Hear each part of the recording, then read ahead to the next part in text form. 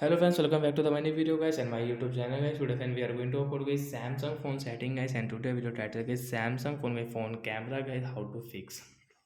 Friends, you want to fix guys your phone camera setting. Friends, you can see you have changed guys your phone camera setting, and friends you want to fix guys your phone camera settings. So how to fix today friends, I will show you, I will tell you guys.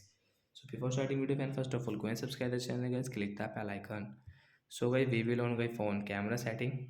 So guys we will on from the left side, and guys scroll it friends, you can see this camera reset setting guys. We will tap here to fix. Friends, you can see camera reset setting, question mark, cancel and reset, tap on reset, and friends come back. So friends, your camera setting will fix guys, so you can use guys your phone camera guys without any problem guys. You can check guys, the guideline will not show, and guys your phone all setting is available guys, you can use without any problem. So like that guys we can fix guys camera in Samsung phone device. So bye bye guys, I hope friends you understood how to fix camera in Samsung phone. So bye guys.